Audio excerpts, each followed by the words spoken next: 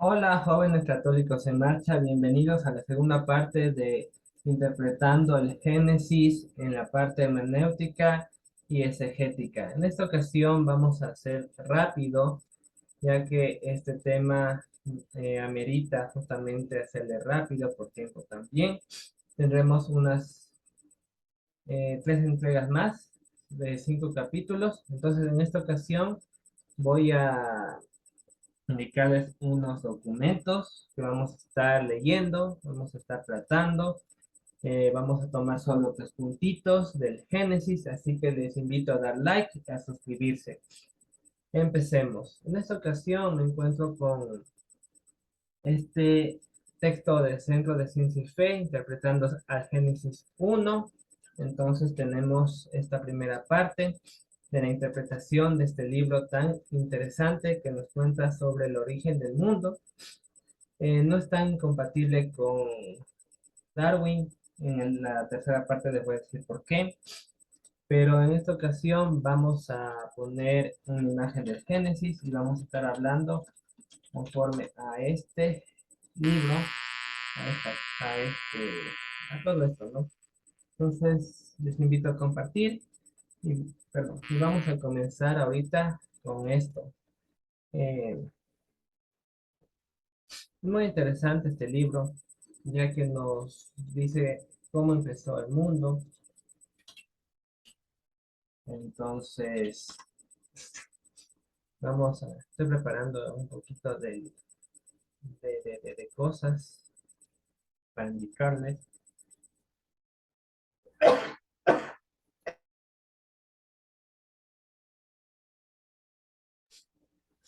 Perdón, ya. Entonces, ahorita nos encontramos aquí en la segunda parte del Génesis. Ya, entonces dice, interpretación Génesis 1 de Charles Geumel. Dice, desde tiempos inmemorables se ha especulado sobre la creación del mundo. Existen muchos mitos y leyendas fascinantes que datan de los inicios de la civilización en el Oriente Medio, reflejando la religión politeísta. Presenta la lucha violenta de múltiples deidades con la supremacía sobre el mundo. Aquí nos habla acerca del origen de este libro del Génesis, cómo se va originando justamente. Entonces, vemos aquí algunas imágenes de Génesis 9:11, que aquí una pregunta para ustedes, ¿se arrepintió Dios que nos habla aquí? Entonces, es muy interesante lo que vemos y vamos a verme un ratito, ¿ya?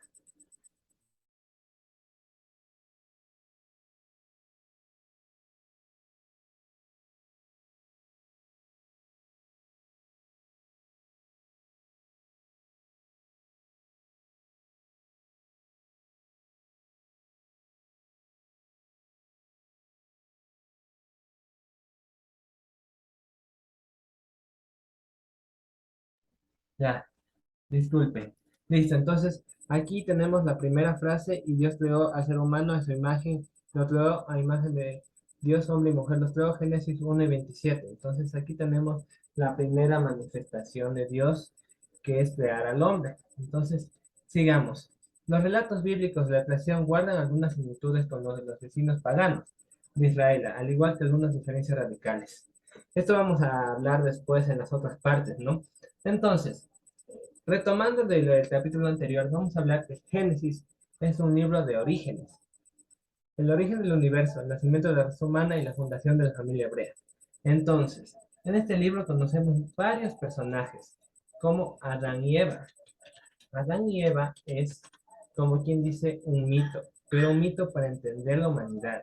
La humanidad que somos nosotros y fuimos creados por Dios. Entonces, esa fue, como ahí dice, la primera historia de amor que hubo en la Biblia, el Génesis, la primera familia, la primera reproducción, como quien dice, porque Dios nos creó en el amor y para el amor. Entonces aquí tenemos varios dibujos de cómo fue esto del Génesis. También tenemos las primeras tentaciones que vamos a hablar en otros capítulos, tal vez en el último capítulo y tengamos una segunda temporada de esto del Génesis. Pero aquí tenemos la serpiente que metafóricamente representa una, una metáfora del pecado original que tenemos aquí. Entonces, aquí tenemos otra imagen de este ser enigmático que vamos también a estar hablando acerca de la serpiente.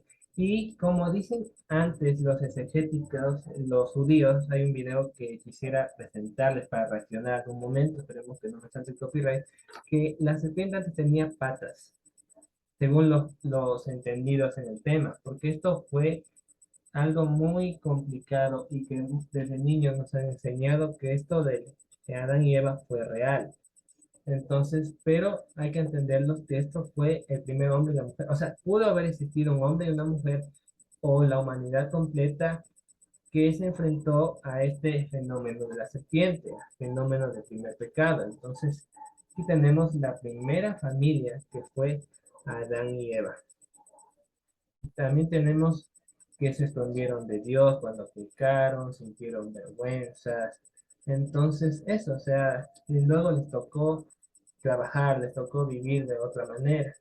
Eso me parece muy importante, ya que ellos tenían todo en el paraíso, pero el plan eh, de Dios fue rescatarlos por Jesús, que también vamos a hablar después.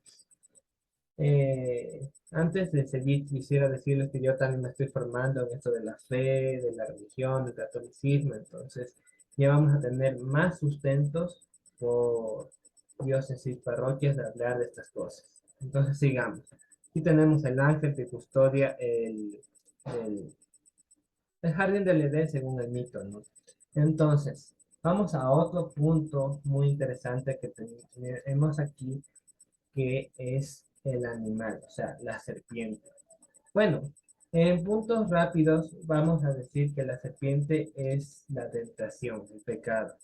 Entonces, ellos no pudieron con el pecado y por eso Dios los desterró, según el relato de Génesis, ya que todo antes del pecado era bueno, pero con el pecado se corrompió todo. Entonces, sigamos viendo. Eh, tenemos también aquí varias representaciones de la vestimenta de los primeros padres del Génesis, es decir, de Adán y Eva. Eso es muy importante este relato, porque nos ayuda a entender cómo se fundó el mundo. Entonces eso, en un ratito, esto se va a hacer bien largo, no sé si sea bien largo. Aquí tenemos también el paraíso y el árbol del bien y del mal, ¿no? Listo, ya. Continuemos. Continuemos. Entonces, aquí tenemos eh, la primera pareja, lo que puede ser vista como la humanidad. Entonces ya hablamos de Adán y Eva, hablamos de este animal metafórico también que representa el pecado, que es la serpiente, y también hablamos de la vestimenta, ya que ellos estaban desnudos en el inicio, según lo que cuenta. Entonces, vamos a ver imágenes de cómo era en este caso la tentación. Tenemos varias imágenes que nos muestran cómo fue la primera tentación. Según el libro del Génesis, podemos encontrarnos que Adán y Eva vivían bien, o sea, felices. Dios les prohibió comer de este árbol que está aquí, que es el árbol del conocimiento. Entonces se acercó la serpiente a Eva y le dijo que van a ser como Dios si ellos comen ese fruto. Eva al principio le dice que Dios no les permitió, pero les miente. Entonces, esta figura de la serpiente representa también la mentira. Entonces, las tentaciones que muchas veces nosotros de una otra manera caemos, pero tenemos a Dios que nos puede levantar. Entonces, este fruto, vamos a a ver, la Eva, primer icono, segundo icono, la serpiente, el pecado, y el tercer fruto, la manzana. La manzana representa lo prohibido. Entonces, aquí tenemos esto de la manzana. O sea, es como la tentación. Por eso, hoy en día, eh, no sé, muchas personas, movimientos feministas, por esto de la iglesia, digamos, por estas cosas de la iglesia, ha dicho que de una u otra manera esto de la manzana es cosa también del machismo. Pero bueno, eso es para otro debate y otra historia, ¿no? Porque la mujer es la que tentó a Adán. Entonces, si Adán no hubiera tentado a Eva, nada hubiera pasado y los movimientos feministas no se meterían con eso. Entonces, me parece muy importante tener en cuenta, porque esta figura de la mujer fue en el inicio representado como algo malo, como algo pecaminoso. Y estoy en contra de esto, en ese sentido, ¿no? Porque no fue solo la mujer, fueron los dos, porque Adán también aceptó comer de la manzana. Entonces, parte y parte tienen la culpa de haber pecado, según el relato y el mito del Génesis.